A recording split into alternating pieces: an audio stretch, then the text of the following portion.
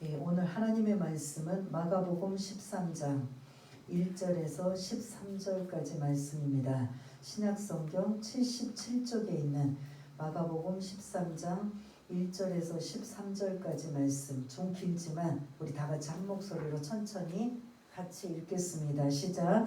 예수께서 성전에서 나가실 때에 제자 중 하나가 이르되 선생님이여 보소서, 이 돌들이 어떠하며 이 건물들이 어떠하리까? 예수께서 이르시되 내가 이 큰 건물들을 보느냐? 돌 하나도 돌 위에 남지 않고 다 무너뜨려지리라 하신다. 예수께서 감람산에서 성전을 마주대하여 앉으셨을 때에 베드로와 야고보와 요한과 안드레가 조용히 묻되 우리에게 이르소서, 어느 때에 이런 일이 있겠사오며 이 모든 일이 이루어지려 할 때에 무슨 징조가 있사오리까? 예수께서 이르시되 너희가 사람의 미혹을 받지 않도록 주의하라. 많은 사람이 내 이름으로 와서 이르되 내가 그라하여 많은 사람을 미혹하리라. 난리와 난리의 소문을 들을 때에 두려워하지 말라. 이런 일이 있어야 하되 아직 끝은 아니니라. 민족이 민족을, 나라가 나라를 대적하여 일어나겠고 곳곳에 지진이 있으며 기근이 있으리니 이는 재난의 시작이니라.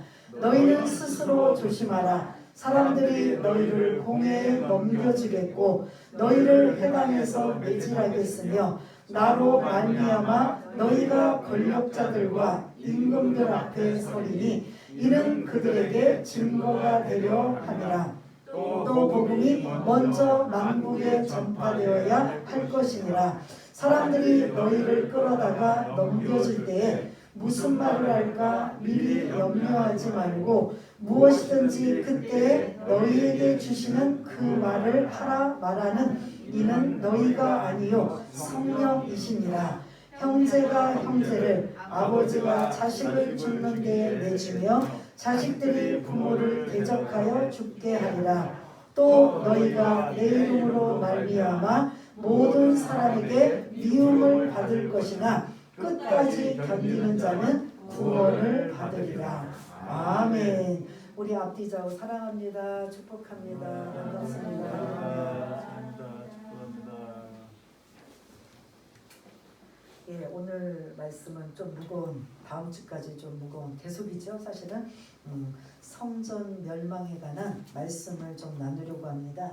우리 다음 한번 넘겨주세요. 이게 어디일 것 같아요? 어느 나라의 모습일 것 같아요? 우리나라 옛날. 네, 그렇습니다. 우리나라 약 100년 전의 모습. 대부분의 서민들은 이렇게 살았고 좀 이제 간직에 있거나 부자들은 무슨 집에 살았을까요?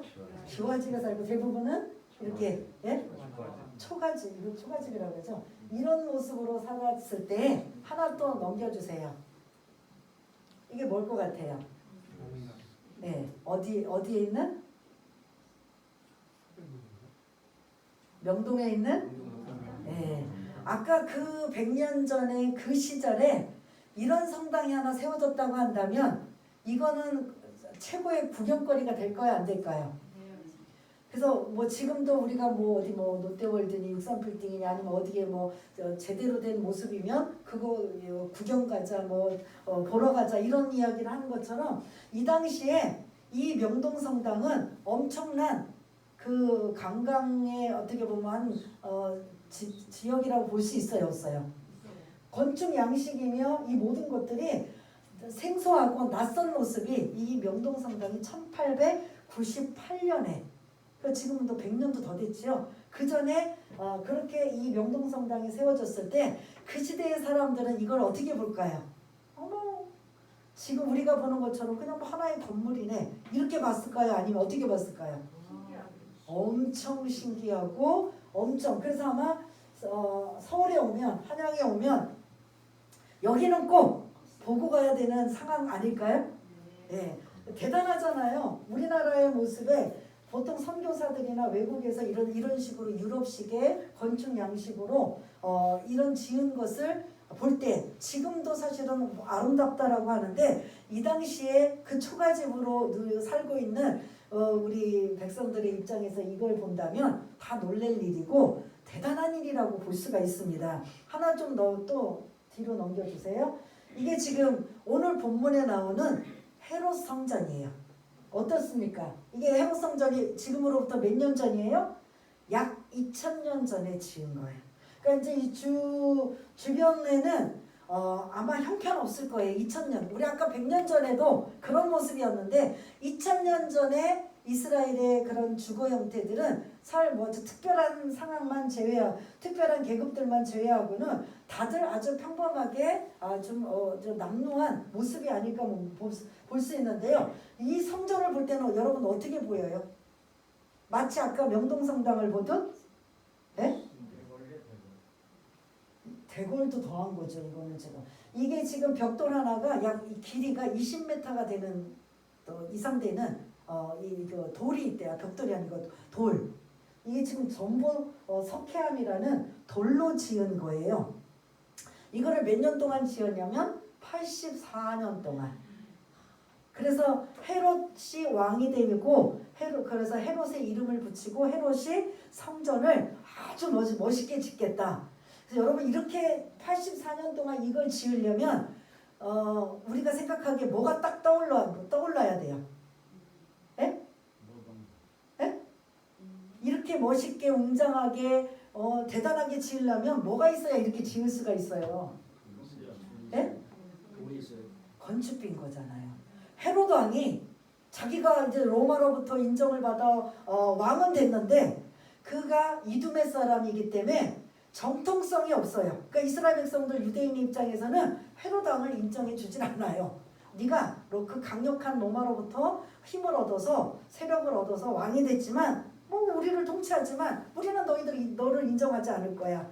그런 상황 속에 헤롯이 그 백성들의 유대인들 이스라엘 백성들의 마음을 한심을 사기 위해서 무엇을 지었느냐? 그들이 가장 중심이고 중요하게 여기는 성전을 이렇게 멋들어지게 엄청나게 대단하게 몇 년 동안? 84년 동안 이 건물을 짓고 있는 거야. 그러면 이 헤롯 왕이 자기 사비와 자기가 경제적으로 넉넉해서 이걸 지었을까요? 이 돈은 다 어디서 나왔을까요? 이렇게 지어줬지만 세금도 있어요. 세금 갖고 될까요? 세금 갖고 될까? 제 세금이 얼마나 된다고? 보통 성전세, 세계 성전세, 로마에 바치는 세금, 이 건축비를 저기 백성들에게 걷지는 않았어요. 그거를 어떤 식으로 걷었을까요? 예? 이 엄청난 걸 헌금으로? 백성들은 정말 굶어 죽기 직전에 막 쥐어짜는 이런 모습. 이 성전에서는 주로 예배를 어떻게 드려요? 이거는 사실 좀 곁길로 간 거예요. 좀 여러분들한테 이해를 돕기 위해서 이 성전을 짓기 위해서 반드시 뭐가 필요하다? 건축비가 필요한데 이 건축비를 헤롯이 자기 이름을 걸고 헤롯 성전을 83년 동안 4년 동안 엄청나게 웅장하게 지을 정도의 이 건축비는 거의 어디서 충당했을까? 세금? 거의 아니고요. 앞에서 그 예수님이 막 혈기를 부르시고 화를 내시고 분노하셨던 일들이 무엇이었죠? 성전 안에서 무엇이 일어나죠? 반드시 이 성전은 예배를 드려야 되는데 우리처럼 몸만 오는 게 아니라 그들이 예배를 제사를 드리려면 뭐를 가지고 와야 돼요? 재물을 가지고 와야 되는데 그 재물을 자기네 것 갖고 오는 것도 안 돼. 또 다른 이 성 밖에서 사는 것도 안 돼. 반드시 이 성전 안에 어디 뜰에서 이방인의 뜰에서 다 이렇게 지금 판을 벌려놔요. 거기서만 사야 돼요. 거기서만 환전해야 되고 그 재물을 사야 되고 하는 이 모든 일이 이 안에서 이루어지면서 그렇게 하면서 뭐가 나올까요? 수익금, 이익금, 이런 그 돈이 여기서 많이 나올 거 아니에요. 종교 지도자들, 대제사장들이 취득하기도 하지만 사실 그러한 돈도 다 어디로 들어간다? 이 건축비 안에 사실 들어갈 수 있다는 거죠. 그 외에 우리가 이제 마지막으로 예수님이 칭찬했던 여인이 누가 있죠? 칭찬이라고 하긴 참 그렇고 성전 안에서 뭐 하는 걸 예수님이 보고 계셨잖아요. 여인의 뜰에서 헌금. 근데 이 여인이 어떤 여인이에요? 앞에 수식어가 가난한 가부예요. 지금으로 말하면 찢어지게 가난한. 그래서 그때 그 두렙돈에 헌금을 냈다고 동전을 냈다고 했을 때 그 동전은 지금 우리식으로 하면 얼마예요? 500원짜리 동전 2개 정도 한 1,000원을 자기 전 재산을 생활비 전부를 그게 좀 있다가 그 함께 해결할 수 있는 그런 먹을거리를 제공할 수 있는 걸 거기다 냈다라는 건 그 가부의 헌금을 칭찬하는 게 아니라 그 시대상이 안 내도 되는 거예요. 그 정도면은 헌금할 필요가 없는 거예요. 그런데도 낼 수밖에 없는 상황을 그 사회적인 분위기와 종교적인 분위기로 만들어 간다, 안 만들어 간다. 그러니까 완전히 어떤 식으로라도 쥐어짜는 거예요. 근데 그걸 보시고 이제 예수님이 그 여인의 그러함에도 불구하고 드리는 그런 마음의 자세를 칭찬하지만 사실은 그 이면에는 그 종교적인 타락과 부패와 종교 지도자들의 문제점들이 예수님이 지금 계속 말씀하고 있는 이런 모습을 볼 수가 있습니다. 아무튼 이렇게 지금 조금 곁길로 갔어요. 다시 돌아옵니다. 이 모습을 예수님이 지금 이 안에 계셨어요. 그러니까 조금 가난한 가부의 헌금까지도 그 여인의 뜰에서 여인이 와서 헌금하고 있는 것, 부자들이 헌금하고 있는 걸 다 보시고 말씀하셨던 부분들이 우리가 지난주에 말씀이었다면 오늘 이 1절에 보니까 성전을 뭐 하셨어요? 이 성전을 나가실 때. 근데 여러분 제가 아까 말씀드렸나요? 예수님 당시에도 이 성전이 완공되지 않았어요. 예수님은 뭐 이제 AD 한 30년, 35년 뭐 이렇게 해서 십자가에서 운명하시고 부활하시고 승천하신 모습이라면 64년에 완공이 된 거예요. 64년. 그러니까 예수님이 죽으시고 이후에도 약 한 30년 이상을 계속 뭐 하고 있었다? 건축 중에 있었던 거예요. 그래서 지금 오늘 본문의 13장에 예수님이 성전에서 나가실 때는 이 그 성전이 완공되기 전이에요. 지금 진행 중이에요. 건축하는 진행 중에 있을 때 예수님이 이제 그 안에 들어가셨다가 이제 마지막에 이제 예수님 더 이상 성전에 안 들어가셔요. 안 들어가시고 성전에서 나가실 때에 1절에 보니까 우리 여러분 요 그림은 좀 놔두시고 여러분 성경 펴놓고 계시나요? 그럼 1절 한번 읽어보겠습니다. 시작. 예수께서 성전에서 나가실 때 제자 중 하나가 이르되 선생님이여 보소서 이 돌들이 어떠하며 이 건물들이 어떠하니까. 이 지금 건축 중에 있는 이 엄청난 성전에 예수님과 제자들이 지금 나오면서 제자 중 하나가 감탄하고 있는 거예요. 야, 좀 아직 완공은 되지 않았지만 어떻게 이렇게 대단한 성전을 지을 수가 있나? 그 돌, 건물, 지금 이 제자가 뭘 보고 감탄하고 있어요? 마치 아까 그 명동성당을 보고 감탄하듯이 그 안에 내용물이며 의미는 다 필요 없어요. 뭐만? 겉모양만 보고. 지금 우리식으로 말하면 요즘에 현대식으로 가장 교회를 잘 지을 때 어떤 그런 외벽을 쓰고 있죠? 요즘에는 여러분들이 와 교회 우리나라에 그냥 뭐 진짜 5손가락 들어가는 그 교회들의 모습이 지금 그 외형적인 모습을 보면 주로 뭘로 이루어지고 있어요? 대리석. 유리. 실제로 우리나라 제일 큰 교회가 어디예요? 지금 최고. 여의도 있고 또 저기 서초에 있는. 그리고 또 어디 있을까요? 온누리교회. 그럼 지금 가장 최근에 진 교회는 어딜까요? 좀 약간 이제 벗어나지만 그럼 거기에 최신식으로 지었다는 모습의 외형은 어떤 모습이죠? 거의 뭘로 되어 있어요?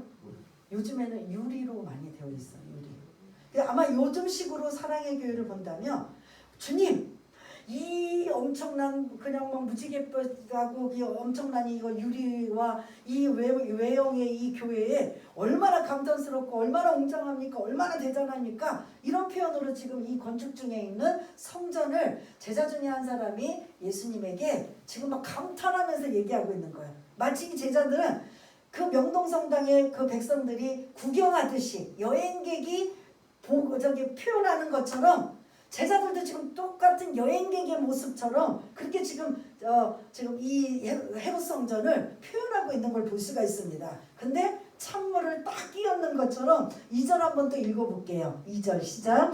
예수께서 이르시되 내가 이 큰 건물들을 보느냐 돌 하나도 돌 위에 남지 않고 다 무너뜨려지리라 하시니라. 아멘. 1절은 막 제자들이 감탄해가지고 웅장함과 화려함과 이 돌들이 길이가 하나는 뭐 20m가 넘는 이 돌들로 이루어지는 이 그런 성벽 이런 모두 전체를 보면서 막 감탄하고 있는데 예수님이 2절에 찬물을 딱 끼얹는 것처럼 이 성전은 뭐가 될 것이다? 아직 완공도 안 됐는데 무너질 것이다. 근데 어떻게 무너질 것이다? 네가 보고 있는 그 돌 엄청나게 길고 견고하고 그 엄청난 큰 돌, 그 돌이 돌 하나에 하나도 뭐한다? 남김없이 무너뜨려지리라. 지금 건축 중에 있어요. 그 다음에 64년도에 이제 완공이 됐어요. 근데 실제로 이 말씀대로 증거가 돼야 되는데 즉 완공된 지 4년 만에 6년 만에 AD 70년 로마 티투스 장군에 의해 여기를 완전히 무너뜨려 버려요. 그리고 보통 성벽을 무너뜨린다 그러면 군데군데 뭐 돌도 끼어 있고 뭐 뭉티기로 있을 수도 있는데 왜 구체적으로 돌 하나도 돌 위에 남지 않고 무너뜨리리라. 로마 군인들이 여기를 완전히 초토화를 시키면서 이제 다음 주에 좀 연결되어서 시간이 많이 가는 관계로 좀 더 세부적인 건 다음 주에 말씀드릴게요. 오늘은 큰 틀만 이 성전을 무너뜨릴 때 이 돌과 돌 사이에 로마 그 군인들이 어떤 소문을 들었냐면 거기에 금이나 은들을 집어넣었다고 생각하는 거예요. 그러니까 그거를 돌과 돌 사이를 일부러 다 뭐한다? 깨버리는 거예요. 그러니까 오늘 이 말씀이 2절에 있는 예수님의 예언적인 말씀이 예수님 당시에는 건축 중이고 실제로 또 64년에 이 헤롯 성전이 완공되고 몇 년 뒤에 실제로 예수님이 말씀하신 대로 성전이 멸망이 되어 무너져 버린다? 6년 뒤에 AD 70년에 실제로 역사적인 사건이에요. 그런데 지금 제자들이 그걸 딱 듣고 어이가 없는 거잖아요. 막 1절에서는 제자들이 막 감탄하고 그 웅장함에 화려함에 막 그냥 감격하고 있는데 야 그거 그렇게 네 감탄할 필요 없어. 이제 조금 있으면 이 성전 다 짓기도 전에 초치는 것처럼 다 무너질 거야. 그러니까 이 제자들이 그 말을 듣고 이제 밖으로 나오셨어요. 성전으로 나가시는 중이니까 3절에 어디에 지금 머물러 계신가? 3절에 보니까 어디에 장소가? 감람산에서 성전을 마주보고 그러니까 예수님이 앉아 계시는데 어디를 향해서 좀 앉아 계신 거예요? 성전을 향해서 좀 앉아 계시면서 거기서 이제 제자들과 대화가 이루어지고 있는 모습. 그래서 여러분들이 주보에 보면 어떤 교회를 제가 이렇게 기록해 놨죠? 혹시 일찍 와서 읽어보신 분 보면 예수님의 그 자리가 눈물교회가 실제로 눈물 모양의 형태인 교회를 세워놨다고 합니다. 실제로 그 교회가 있대요. 저도 안 가봤으니까 여러분들하고 이제 또 나누지만 눈물교회라는 교회가 실제로 그 눈물 모양으로 교회를 짓는 이런 모습. 그래서 지금 1, 2절은 성전에서 나가실 때의 대화의 모습이라면 이제 그 일을 구체적으로 대화하는 장면이 감람산 3절부터 13절까지는 감람산에서 성전을 마주대하면서 앉아 계실 때 제자가 앞에 예수님이 성전이 무너질 것이다라는 거에 다시 한번 구체적으로 해요.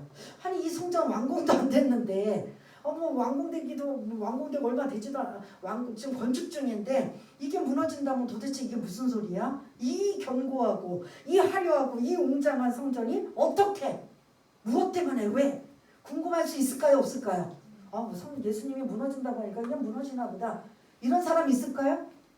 더군다나 이렇게 화려하고 견고하고 웅장한 성전이 어떻게 무엇에 의해 무너지냐 궁금할 수가 있단 말이에요. 왜냐하면 그들의 중심은 뭘 중심이에요? 성전 중심이고 어떻게 또 우리가 인정해주지 않지만 그 헤롯이 왕이 이렇게 거대하고 웅장한 성전을 지은 거 그리고 우리의 중심이 성전 중심이다 보니까 이걸 무시할 수 없는데 이 성전은 예수님이 다 멸망될 것이다, 무너질 것이라고 했을 때 이거를 듣고 있는 제자들의 입장에서는 그냥 한 귀로 듣고 한 귀로 흘릴 수밖에 있나요? 아니면 그거에 염두할 수밖에, 생각할 수밖에 없나요? 생각할 수밖에 없는 거예요. 그래서 이 3절부터 다시 질문을, 그 제자들이 질문을 던져요. 근데 그때 3절에 제자가 4명, 베드로, 야고보, 요한, 안드레가 있다라고 이제 4명이 있고, 그 제자들이 구체적으로 4절에 그 예수님이 성전 그 무너진다는 그 말씀을 염두에 두었다가 4절에 다시 질문을 해요. 우리 한번 4절 한번 읽어보겠습니다. 시작. 우리에게 이르소서 어느 때에 이런 일이 있겠사오며 이 모든 일이 이루어지려 할 때에 무슨 징조가 있사오리까? 아멘. 지금 몇 가지로 질문했어요. 이 제자들이 지금 예수님 앞에 그 성전이 무너짐에 대해서 몇 가지? 첫째는 어느 때, 언제 그럼 무너집니까? 이게 질문이고요. 두 번째는 그 무너질 때 어떤 징조들이 일어납니까? 이게 지금 두 가지 질문이에요. 그랬더니 예수님께서 언제는 그 때와 기한은 항상 누구에게 지금 이 권한을 넘기죠? 하나님 뜻. 예수님이 모르셔서 그랬을까요? 알죠. 알기 때문에 2절에 성전이 멸망할 것이다라고 예언하신 거잖아요. 아시지만 그 때와 기한은 항상 유대인의 사고방식은 그 주님이 다시 올 때도 그 때와 기한은 누구의 권한이에요? 그 결혼식에 대해서 말씀드렸잖아요. 우리 결혼식하고 우리 사고방식하고 틀리게 유대인들의 결혼식을 우리가 기억하면서 그 아들이 결혼식 됐다 이제 가서 그 신부를 데려오라고 할 때는 반드시 누구의 허락이 떨어져야 돼요? 아버지의 허락이 떨어져야 돼요. 그것처럼 육신의 아버지의 허락이 떨어져야 그 신부를 데리고 올 수 있는. 그래서 다시 여러분들 머릿속에 기억을 더듬으면 그 신부감을 이제 마음에 들고 점 찍어서 정혼을 했다. 약혼식을 했다. 그리고 그 이후로 약 한 1년 정도 기다려야 돼요. 그 기다리는 동안 신랑은 뭐예요? 결혼을 해서 살 집을 짓고 그 기다리는 신부는 뭐 해야 돼요? 신랑이 올 때까지 뭐 해야 돼요? 신부 수업을 하고 있는 거예요. 그래서 그 1년이 된 어느 시점 되면 누가 딱 허락을 해줘요. 아버지가 이제 됐다. 이제 너 신부 데리고 와서 며느리 네 아내 데리고 와서 살만한 그 정도 이제 네가 정도 됐다. 그래서 데리고 와라. 그러면 그때 이제 친구들을 데리고 가서 그 신부를 데리고 오는 장면. 그래서 유대인들의 그 결혼식의 개념은 그들의 사고방식이고 문화 개념이기 때문에 항상 누구의 권한이 있어요? 그 육신의 아버지의 권한이 있듯이 하나님 아버지에게 때와 기한, 성전이 멸망하고 예수님이 다시 오실 때 이 모든 기간들은 누구에게 권한이 있다? 아버지에 있다. 그래서 이 제자들이 첫 번째 대답에는 언제 이런 일이 있겠습니까? 라고 그 질문을 던졌을 때 예수님은 어디에 그 답을 뭐라고 하셨을 거고요? 예?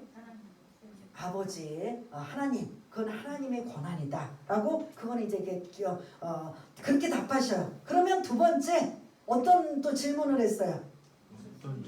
그 성전이 무너질 때 어떤 징조들이 갑자기 와로로로 무너지진 않을 텐데 그러면 우리가 그 성전이 무너지는 시기를 알 수가 없다면 어떤 징조들을 보고 우리가 이제는 성전이 무너질 것이구나 라고 알 수 있습니까? 징조들에 대해서 지금 이제 두 번째 질문이 들어갈 때 5절부터 13절까지가 그게 징조들이에요. 다시 그 성전이 멸망하기 전에 일어나는 일들. 크게 세 가지로 5절 보면은 5절 6절에 보면 너희가 사람의 미혹을 받지 않도록 주의하라. 이게 가짜 예수, 가짜 메시아, 가짜 예언자, 가짜들. 지금 우리는 그들을 뭐라고 말하죠? 이단들이라고 하는 그들을 뭐하라? 조심하라. 미혹되지 않도록. 가짜에게 속아 넘어가지 않도록 조심하라. 그렇게 이런 때가 되면 징조들의 첫 번째는 가짜들이 계속 나타나서 자기는 예언자고 자기는 자칭 예수고 가짜들이 근데 그 가짜들이 그때만 있어요? 지금도 있어요? 주님 오실 때까지 있어요. 그럼 우리는 어떻게 하냔 말이에요. 그 가짜들 때문에 막 그냥 현혹이 되고 미혹이 돼서 막 그 가짜들이 막 능력을 행하는데 기적을 행하는데 병 고침이 일어나는데 막 이렇게 일어나면 그냥 우리도 막 쏠깃해가지고 가짜의 욕심 때문에 넘어갈 수밖에 없는데 오늘 말씀 뭐하라? 그 가짜에게 조심하라 주의하라는 거예요. 첫 번째 당부가. 그 다음에 7절과 8절 보면은 난리와 그리고 전쟁과 기근 이러한 일들이 계속 일어날 것이라는 거죠. 언제? 성전이 멸망하기 전에. 근데 실제로 그 이스라엘의 역사에 보면 전쟁도 일어나고 기근도 일어나고 난리 뭐 이런 것들이 계속 지진 이런 일들이 일어나는 거예요. 하나의 들에서 기근은 그럼 언젠가? 사도행전 11장에 보면 사도 바울이 각 교회들을 다니면서 유럽 소아시아 다니면서 그 예루살렘에 기근이 들어서 뭐하러 다녀요? 모금하고 그 모금을 가지고 예루살렘에 갔다가 이제 잡혀가지고 그때 이제 로마로 압송되는 이런 상황들이 있을 때 예루살렘에 뭐가 일어났다? 기근이 아주 흉년이 나서 기근이 일어나는 이게 그 성전이 멸망하기 전의 모습들이에요. 이런 일들이 징조들이라는 거죠. 전쟁, 지진, 기근 일어나는 거죠. 그러면 이 성전이 멸망할 때만 이런 일이 일어나는가? 우리 주님이 오시는 재림할 때까지 그 종말의 때도 이런 일이 계속 일어나요? 안 일어나요? 이런 징조들도 일어난다라는 거죠. 그래서 여러분들이 막 말세야 이제 때가 다 됐어. 우리가 늘 하잖아요. 막 이상한 일들이 생기고 그러면 근데 주님이 오실 때까지는 성전 오늘 본문에서는 성전에 멸망하기 전에 징조들이지만 사실은 주님이 오실 이제 재림하실 때 그 종말의 때까지도 이런 일들은 가짜 예수들, 이단들 그리고 전쟁, 기근, 지진 이런 재난들은 계속적으로 뭐한다? 이루어진다라는 거. 여러분들 그걸 기억하시길 바라겠습니다. 이래서 말씀을 자꾸 듣고 기억하고 그 말씀을 기억하면서 흔들리지 말아야 되는 거예요. 가짜에 대해 속는 건 뭐냐면 첫 번째 욕심 때문에 속고 두 번째는 내가 말씀이 부족하고 알지 못하니까 속는 거예요. 그 하나님의 교회며 신천지며 뭐 이런 데 속는 건 그들이 그 성경을 막 자기네들이 필요한 거 뽑아가지고 알리고 전하니까 우리는 말씀을 모르니까 어떻게 했는데 성경에 있네? 맞네? 그래 맞네 이 사람들 틀린 거 아니네? 이래서 넘어가요 안 넘어가요? 넘어간다는 거예요. 말씀은요 다 연결되어 있어요. 그들처럼 그냥 뭐 하나하나 쏙쏙 뽑아가지고 그걸로 자기네들이 어떠한 그런 교리를 만드는 이거는 아니에요. 그렇기 때문에 여러분들이 말씀을 546장 우리가 앞에 찬양을 부린 것처럼 말씀 위에 굳게 서야 되는 거죠. 지금 코로나19 바이러스로 인하여서 여러분들 작년도 예배 제대로 못 드리고 자주 못 드리는데 여러분들이 무슨 힘으로 버틸 수 있어요? 무슨 힘으로? 목사님이 기도해줘서? 기도하고 있어서? 아니면 여러분들 주변에 서로 뭐 붙들어줘서? 여러분들 무슨 힘으로 작년 1년 견딜 수 있었고 지금 이제 4월달까지 견딜 수 있었어요?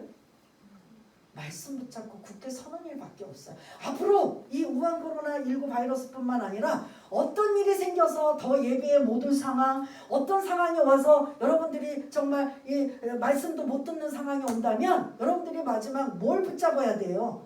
말씀을 붙잡고 굳게 서는 것밖에 없는 거예요.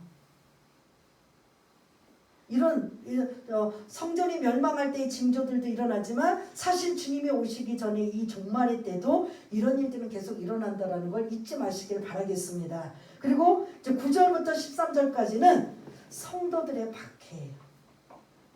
박해가 일어난다는 거죠. 그러니까 1차적으로 성전이 멸망하기 전에 이 성도들이 9절에 보면 억울하게 잡혀가고 매질을 당하고 그리고 재판을 받아요. 앞에 단어가 뭐예요? 지금 제가 말씀드린 앞에 단어를 뭘로 붙여 시작했어요?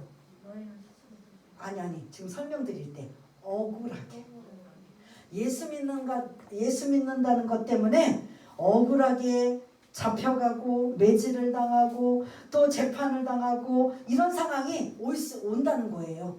그러면 여러분들 내가 예수 믿어서 이런 일 당하려고 내가 예수를 믿어? 라고 한다면 이거는 잘못된 신앙이고 내가 예수를 믿음으로 인해서 이런 억울한 누명과 이런 억울한 상황도 당할 수 있다는 걸 본문을 통해서 여러분들이 머릿속에 깨달으셔야 된다는 거죠. 그러면 그 구절 여러분들이 눈앞에 보시면 이제는 구절을 띄워주셔도 돼요. 여러분 성경을 보셔도 되고 구절을 보면 그렇게 억울하게 잡혀가고 매질을 당하고 재판을 받을 때 구절 마지막 이는 왜 그런 일이 생기느냐? 이는 그 다음 뭐예요? 그들에게 무슨 증거예요? 예? 내가 믿는 예수를 증거할 수 있는 기회가 되는 거죠. 사도 바울이 그렇게 끌려간 거잖아요. 사도 바울이 죄가 있어서 끌려간 게 아니라 로마로 끌려간 게 아니라 그 로마 황제 앞에서 내가 믿는 예수를 드러내고 나타나고 알리기 위해서 너희들이 핍박을 당하고 박해를 당하는 건 결국은 그 마지막에 너희들이 뭐 하기 위해서? 복음을 증거하기 위함이라는 걸 기억하라는 소리죠. 이런 일들이 일어날 것이다. 그래서 10절에 보면 또 복음이 먼저 만국에 전파되어야 할 것이니라. 우리는 박해를 당하고 우한일구 코로나 바이러스로 인하여 예배를 못 드리고 어려운 상황이라도 정말 생각 있고 지각 있고 말씀에 굳게 선 사람들은 오늘 이 말씀이 떠오르면 뭐하러 가야 돼요? 복음 전하러 가는 거죠. 그 사람 그러면 그 전도지 가지고 돌릴 때 사람들이 어떤 반응해요? 기다렸습니다. 이런 어려운 상황에도 어떻게 이렇게 그냥 전도하십니까? 라고 위로해줘요? 아마 옮을까봐 전염될까봐 아니면 욕이나 안 당하면 당할 거예요. 그래도 뭐 한다? 우리는 마지막 땅끝까지 이르러 사도행전 1장 8절에 보면 무슨 사명? 증인되는 사명. 땅끝까지 이르러 내 증인이 되리라. 이 증인이잖아요. 증거, 증인. 9절 마지막에도 이는 그들에게 억울하게 끌려가고 매질을 당하고 재판을 당할 때 그들이 뭐예요? 내가 예수 믿는 것 때문에 이런 일을 당했고 나는 그 예수만 믿을 뿐이고 그 예수를 드러내고 알리고 전하는 증인, 증거. 이게 마지막 어떤 박해와 어떤 상황에도 우리는 이 일을 해야 되고 하나님은 이 일을 통해서 뭐한다? 영혼들을 구원하고 아직 우리가 보진 않고 가진 않았지만 우리의 예비된 어디가 있어요? 천국이 있잖아요. 우리가 함께 이제 마지막 종착지 그곳이 지금 우리가 안 가봤으니까 뭐 그냥 절실하지도 않고 간절하지도 않고 내 자녀, 내 남편, 내 가족들 어떻게든 끌고 오려고 생각 안 하지만 만약 사도 바울처럼 천국을 갔다 왔다면 우리가 이렇게 그냥 내 몸 신상의 그 안전만을 위해서 그냥 이렇게 뜨뜻미지근하게 신앙생활 할까요? 만약 여러분들이 사도 바울처럼 천국을 갔다 왔다면 삼층천에 갔다 왔잖아요. 하나님 이끌려서 성령에 이끌려서 그 보고 오니까 죽음도 두렵지 않고 이 땅에서 고생 고난도 두려운 게 아니에요. 어떻게든 한 영혼이라도 더 빨리 영혼을 구원해서 그곳에 함께하고 싶은 거예요. 그래서 주님이 이렇게 힘들고 어려운 상황이지만 뭐 해라 우리에게? 억울하게 누명을 씌고 재판을 당하고 그냥 별의별 소리를 다 들어도 요동하지 말라는 거예요. 그 요동하지 않으면 뭐에 굳게 서야 돼요? 말씀에 굳게 서야 되는 거예요. 이런 상황일 때 저런 상황일 때 이 말씀이 기억나고 생각나서 오늘 말씀처럼 이렇게 억울하게 끌려가고 매질을 당하고 재판을 당해도 그들 앞에서 뭐 하기 위해서? 증거가 되기 위해서, 증인이 되기 위해서. 우리는 여기 생각이 안 나고 모르니까 끌려가면 뭐가 나와요? 모르면 뭐가 나와요? 그렇게 억울하게 끌려가면 원망 불평이 나오죠. 내가 이러라고 예수 믿었어? 내가 이런 꼴 당하려고 내가 예수 믿어서 이런 수모를 당해? 딱 예수만 포기하면 이런 일 당할 필요가 없는데 이렇게 나올까요? 안 나올까요? 나올 수밖에 없어요. 근데 말씀에 굳게 서고 말씀을 기억나고 여러분이 생각나면 9절 하반절처럼 이는 그들 앞에서 뭐가 되기 위해서? 증거가 되기 위해서. 내가 왜 끌려오고 내가 왜 이런 모욕을 당하고 왜 내가 억울하게 이런 일을 당하는지 자기가 이야기를 하는 거예요. 나는 복음 전한 것밖에 없다. 나는 예수 믿은 것밖에 없다. 그 예수가 나와 함께 하신다. 그 예수를 전하면 듣는 사람이 뭐 하겠어요? 저 사람 예수 때문에 지금 끌려왔네? 사도 바울도 그 모습인 거잖아요. 결국은 그 하나님의 그 큰 그림에 사도 바울이 로마 황제에게 복음 끌려와서 자기가 죄 없음에도 불구하고 왜 끌려왔는지, 그리고 나는 무엇을 했는지 복음 전한 것밖에 없고 그 복음인 예수 그리스도를 알리고 전하였더니 그렇게 핍박하고 받게 했던 로마가 313년에 기독교로 예수 믿는 나라로 국교로 공인해버리는 놀라운 일에 시발점을 누가 했느냐. 일반 성도들도 눈물에 박해가 있었지만 사도 바울이 그 황제 앞에서 했던 이런 일들, 이게 무시 못하는 거죠. 그래서 복음이, 우리가 이렇게 어려운 상황과 이런 그런 많은 제약을 받지만 우리 믿음의 사람들은 이 어려운 상황에도 뭐 해야 된다? 말씀에 굳게 서서 복음을 전할 수 있는 사람이 되어야 되는 거죠. 왜냐하면 성령님께서 우리와 함께 하실 것이고, 그리고 마지막 13절하고 이제 맞추려고 합니다. 시간이 좀 너무 많이 가서 13절, 11절, 12절 이런 것들을 이제 다음 주에 연결로 해서 좀 더 이 성전이 멸망당할 때 어떤 일들이 일어나고 있는지 이런 것들을 좀 더 자세히 말씀드리고, 오늘은 이제 큰 틀만 징조들에 대해서 가짜를 조심해라. 그리고 난리와 전쟁과 기근이 일어날 것이다. 너희들이 억울하게 끌려가고 매질을 당하고 재판을 당할 것이다. 그럼에도 불구하고 너희들은 13절 어떻게 하라? 시작. 또 너희가 내 이름으로 말미암아 모든 사람에게 미움을 받을 것이나 끝까지 견디는 자는 구원을 받으리라. 아멘. 누구 이름으로 미움을 받아요? 예수의 이름으로. 예수 믿는다는 것 때문에 모든 사람에게 미움을 받는다. 그러므로 너희들이 말씀 위에 굳게 서서 끝까지 견디는 자는 구원을 받으리라 라는 이 말씀을 주고 계시는 걸 볼 수가 있습니다. 그래서 다시 이제 정리하고 마무리하려고 합니다. 그 웅장한 성전의 모습을 보고 감탄했던 제자들에게 마치 찬물을 끼얹듯 예수님이, 야, 니네들이 보고 있는 그 성전은 지금 짓고 있지만 조금 있으면 무너질 거야. 그 말도 안 되는 예수님의 말씀에 솔직히 이해가 안 돼서 3절부터 장소를 바꾸어서 감람산에 성전을 마주대하고 앉아있는 그 예수님 앞에 제자들이 또 질문을 하는 거죠. 주님, 아까 말씀하셨던 2절에 말씀하신 것처럼 그렇게 성전이 무너진다면 언제 무너질 것이고 어떤 징조들이 일어날 겁니까? 그들 언제는 어떻게 대답하셨어요? 그건 누구의 권한이다? 아버지의 권한이다. 하고 대답하시고, 두 번째 징조들에 대해서 5절부터 13절까지 말씀하셨는데, 크게 뭐를 조심해라? 가짜 이단들, 가짜 그리스도, 가짜 예수를 뭐해라? 그거는 이제 그때뿐만 아니라 지금 우리들에게도 필요한 말씀이 아니에요. 맞아요. 그래서 말씀 위에 굳게 서라는 소리예요. 그들이 조금 능력을 행하고 기적을 행하고 이적을 행한다고 여러분들도 그냥 현혹돼서 막 거기에 딸려 들어가 막 예언할 때 막 우리 막 그 특히 막 완전히 그쪽으로 빠져버리잖아. 예언기도 해준대. 특히 여자분들 막 거기에, 저도 옛날에 한참 뜨겁고 했을 때는, 젊었을 때는 막 그 예언기도 받으러 저도 한때는 좀 다녔던 사람이기 때문에 조심을 해야 됩니다. 진짜로. 그럼 가짜에 조심을 해라. 두 번째는 뭐냐? 난리, 전쟁, 기근이 일어나는 것, 이런 징조들이 일어날 것이다. 그러나 그때뿐만 아니라 주님이 오실 때까지 이런 일들은 뭐한다? 계속 이루어지고 있음을 여러분들이 또 기억하시고, 그런 상황에 흔들리거나 요동하지 마시고 뭐에 굳게 서라고요? 말씀에 굳게 쓰시길 바라겠습니다. 성전이 멸망하면 여러분들 어디 가요? 못 가잖아요. 그럼 무슨 힘을 가지고 뭘 붙들고 살아야 돼요? 말씀 굳게 붙잡고 살아가셔야죠. 세 번째로는 억울하게 미움을 당하고 고통을 당하고 박해를 당하고 누명을 당하고 재판을 당하고 이런 상황이 있을 때 그래도 끝까지 견디라는 소리예요. 왜냐? 그렇게 견디는 자에게는 구원이 임할 것이다. 그래서 우리의 신앙은 인내예요. 오래 참음. 그러니까 여기서 신앙생활 50년, 60년 그 각자의 그 연도수가 틀리지만 연도수가 많은 사람일수록 별일들을 많이 당해요.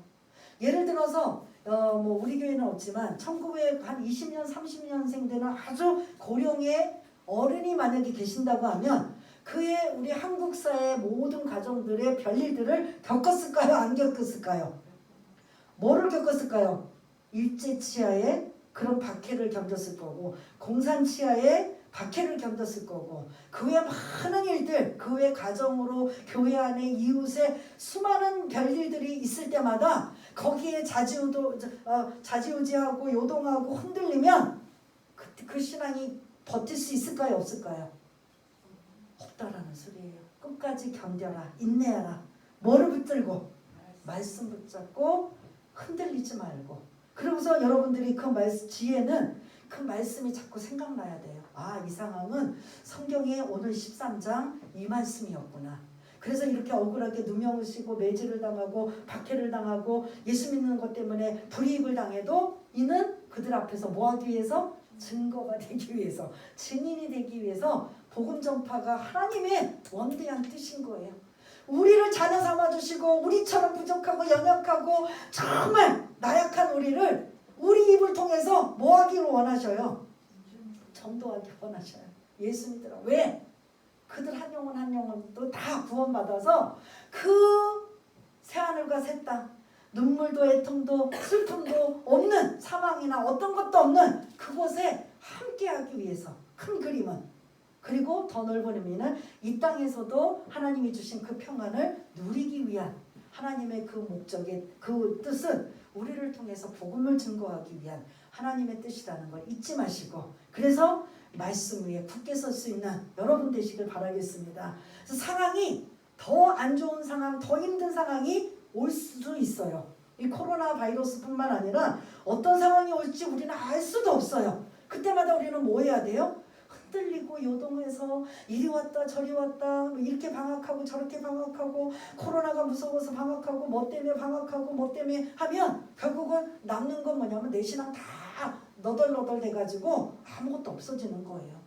그렇지만 그럼에도 불구하고 말씀 위에 굳게 서서 그 말씀이 기억나고 생각날 수 있도록 성령님의 조명과 지혜를 받을 수 있는 저와 여러분 모두가 다 되시기를 바라겠습니다. 우리 한번 반주에 맞춰서 오늘 이 말씀을 기억하며 한번 결심하고 다짐하고 성령님의 도움을 받아 하나님이 자녀로 삼아주신 것 하나님의 원대한 뜻과 계획을 우리를 통해 나를 통해 이루시기를 원한다면 나는 그대로 살리라라는 그러한 마음을 가지고 한번 기도하는 시간을 갖겠습니다. 다 같이 기도하겠습니다. 하나님 아버지 오늘 귀한 말씀 주심을 감사를 드립니다. 예수님은 이제 조금 있으면 십자가에 지실 것인데 그 전에 성전이 무너짐에 대해 아버지 하나님 징조와 징조들에 대한 말씀을 주셨습니다. 이 엄청난 웅장하고 화려한 이 성전이 실제 예수님의 말씀처럼 완공된 뒤에 6년 만에 와르르르 돌 위에 돌 하나 남김없이 완전히 무너지는 실제 역사가 이루어지고 있는 걸 볼 수가 있습니다. 이럴 때 징조들은 가짜를 조심해라. 가짜 예수, 이단들 거짓 선지자, 거짓 예언자, 예언해준다고 병 고쳐준다고 이렇게 저렇게 꼬드기며 유혹할 때 우리가 말씀에 굳게 서지 못하면 넘어갈 수밖에 없고 잘못된 길로 빠질 수밖에 없습니다. 하나님 말씀 위에 굳게 설 수 있는 우리 모두가 되게 해주시고 아버지 하나님 전쟁과 재난과 기근과 지진들이 일어날 때 이것 때문에 두려워하지 않고 더 우리는 말씀에 굳게 서게 하여 주시고 더 나아가 우리 믿음의 사람들이 박해와 아버지 하나님 고난을 당할 때 아버지 하나님 나타날 때마다 우리는 예수를 드러내고 나타내고 아버지 하나님 증인되는 상황을 감당하는 끝까지 견뎌라 끝까지 인내하라 오래 참으라 인내로 승리하라 라는 말씀 우리가 잊지 않게 하여 주옵소서. 이런 말씀들이 기억되고 생각나서 말씀 위에 굳게 서서 어떤 상황에도 요동하지 않고 믿음으로 굳건하게 서고 아버지 하나님 영광에 살아갈 수 있는 우리 모두가 되고 우리 수복음 주님의 되시도록 주님 도와주시옵소서.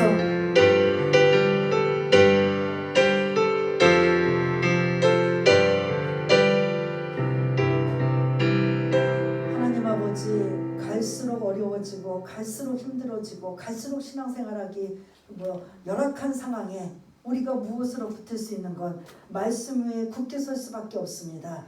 그 말씀의 조명을 통해서 이런 상황이구나 저런 상황인 거를 말씀을 통해서 깨달아 알고 그 말씀의 힘을 얻어 흔들리거나 요동하지 않고 어떻게 하면 더 많은 영혼들을 주께로 인도할 수 있는가, 그것 때문에 고민하며 몸부림칠 수 있는 우리 순복음 주님의 교회, 그런 교회가 될 수 있도록 주님 도와주시옵소서. 모든 것 감사드리오며 사랑이 많으신 예수님 이름으로 기도드리옵나이다. 아멘.